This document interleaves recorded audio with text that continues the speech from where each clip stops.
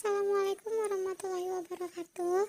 Saya Amelia Oktaviana, Fakultas Ilmu Kesehatan, Prodi Kesehatan Masyarakat, Universitas Pahlawan Tuanku Tangusai. Tujuan saya membuat video ini adalah untuk memenuhi tugas mata kuliah promosi kesehatan yang diampu oleh Ibu Surahmi, STRK MSI. Judul promosi kesehatan saya mengenai apa itu TBC dan cara pencegahan dan pengobatannya. Tuberkulosis atau TBC adalah penyakit menular akibat infeksi bakteri. TBC umumnya menyerang paru-paru, tapi juga dapat menyerang organ tubuh lain seperti ginjal, tulang belakang, dan otak. Menurut WHO, sebanyak 1,5 juta orang meninggal akibat penyakit TBC di tahun 2020. Penyakit ini merupakan penyakit dengan urutan ke-13 yang paling banyak menyebabkan kematian dan menjadi penyakit nomor 2 yang paling mematikan setelah COVID-19. Penularan dan gejala TBC. Penularan TBC terjadi ketika seseorang tidak sengaja menghirup percikan ludah saat seseorang yang terinfeksi TBC bersin atau batuk. Oleh sebab itu, risiko penularan penyakit ini lebih tinggi pada orang yang tinggal serumah dengan penderita TBC. TBC pada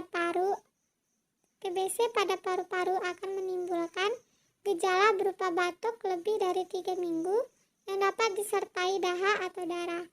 Selain itu, penderita juga akan merasakan gejala lain seperti demam, nyeri dada, dan berkeringat di malam hari. Pengobatan dan pencegahan TBC. Pengobatan TBC adalah dengan mengonsumsi obat sesuai dosis dan anjuran dari dokter.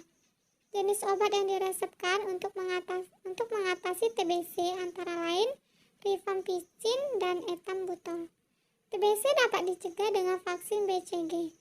Pemberian vaksin ini disarankan sebelum bayi berusia 2 bulan. Dan pencegahan juga dapat dilakukan dengan menghindari kontak dengan orang yang sedang sakit dan memakai masker saat berada di tempat ramai. Penyebab TBC. TBC disebabkan oleh infeksi bakteri Mycobacterium tuberculosis.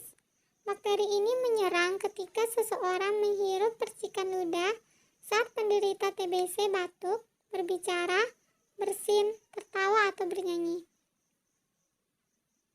Meski demikian, penularan TBC membutuhkan kontak yang cukup dekat dan cukup lama dengan penderita. Makin lama seseorang berinteraksi dengan penderita TBC, makin tinggi pula risiko tertular.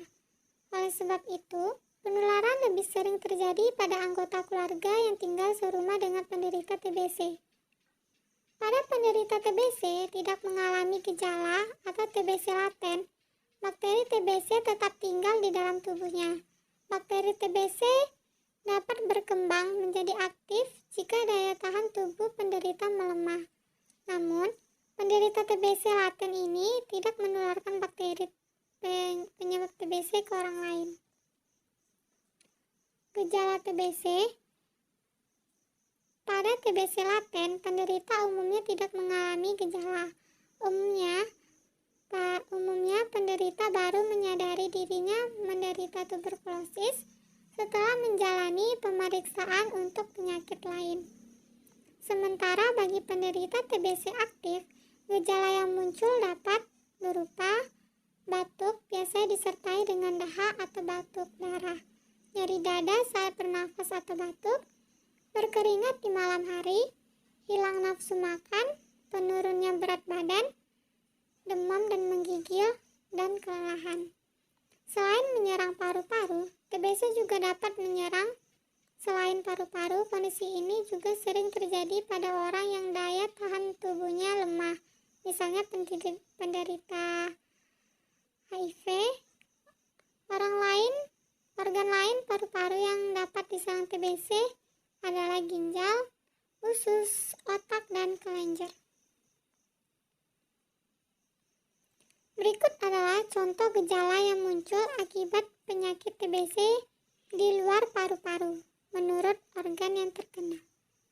Pembekakan kelenjar getah bening bila terkena TBC kelenjar.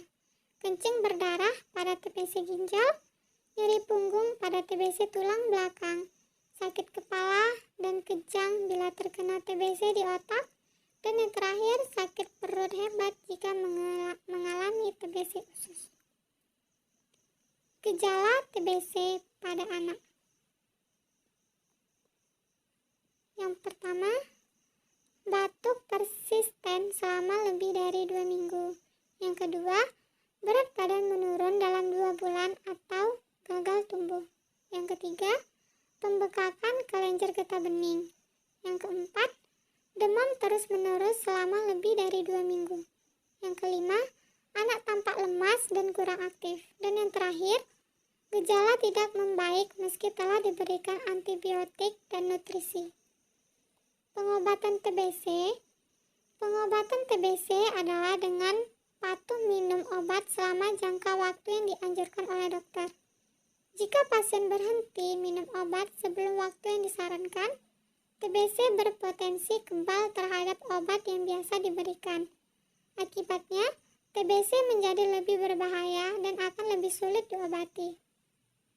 Obat yang diminum merupakan kombinasi dari 2 atau 4 obat berikut. Yang pertama isoniazid, yang kedua rifampicin, yang ketiga pyrazinamide, dan yang terakhir ethambutol. Obat tersebut harus diminum secara rutin selama 6-9 bulan.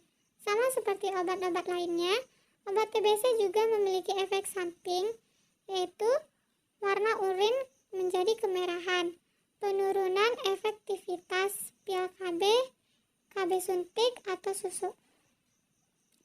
Yang ketiga, gangguan penglihatan. Yang keempat, gangguan saraf. Dan yang terakhir, gangguan fungsi hati. Untuk menghindari efek samping di atas, dokter akan menyesuaikan jenis dan dosis obat dengan organ yang terinfeksi. Dokter juga akan menyesuaikan pemberian obat dengan usia dan kondisi pasien, terutama pasien anak dan ibu hamil.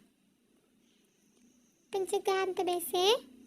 Upaya dapat dilakukan untuk mencegah dan menghindari TBC, yaitu dengan vaksin PCG. Di Indonesia, vaksin PCG termasuk dalam daftar imunisasi wajib yang diberikan sebelum bayi usia 2 bulan. Bagi yang belum pernah menerima vaksin PCG, dianjurkan untuk menjalani vaksinasi bila ada salah satu anggota keluarga yang menderita TBC. Yang kedua, menggunakan masker. TBC juga dapat dicegah dengan menggunakan masker saat berada di tempat ramai atau ketika berinteraksi dengan penderita TBC. Perlu diingat, hindari kontak dengan penderita TBC di ruangan tertutup dan bersirkulasi buruk. Bagi penderita TBC yang sedang diterapi, TBC masih dapat menular selama sekitar 2 minggu pertama pengobatan. Oleh karena itu, diperlukan langkah pencegahan guna menghindari penularan pada orang yang tinggal di lingkungan penderita.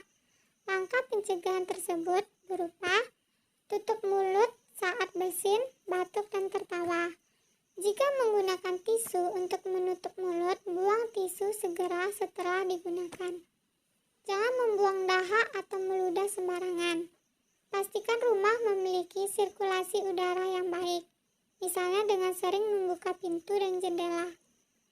Dan jangan tidur sekamar dengan orang lain sampai dokter menyatakan TBC yang diderita telah sampai pada tahap tidak menular.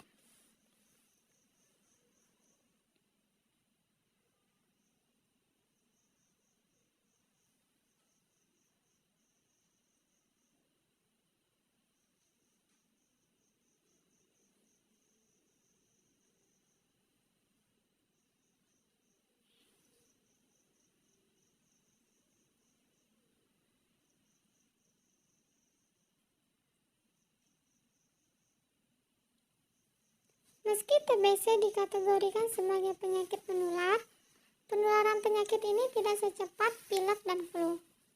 Namun, ada beberapa kelompok yang berisiko tinggi tertular TBC, yaitu orang yang tinggal di pemukiman padat dan kumuh, petugas medis yang sering merawat penderita TBC, orang lanjut usia dan anak-anak, pengguna nafsa, penderita penyakit ginjal stadium lanjut, orang yang mengalami kekurangan gizi, penderita kecanduan alkohol, dan perokok. Komplikasi TBC. Yang pertama, kerusakan paru-paru permanen. Kerusakan permanen pada paru-paru dapat terjadi bila tuberkulosis tidak segera ditangani atau bila pengobatannya tidak dijalani dengan baik. Yang kedua, penyebaran tuberkulosis ke organ lain. TBC yang tidak ditangani dapat menyebar luas ke orang lain dan menyebabkan komplikasi seperti nyeri dan patah tulang belakang, kerusakan sendi, meningitis, gangguan kelenjar getah bening, gangguan pada hati atau ginjal, serta penyakit jantung. Dan yang terakhir adalah kematian. TBC yang menyebar luas ke organ-organ lain berisiko menyebabkan kematian. Terima kasih.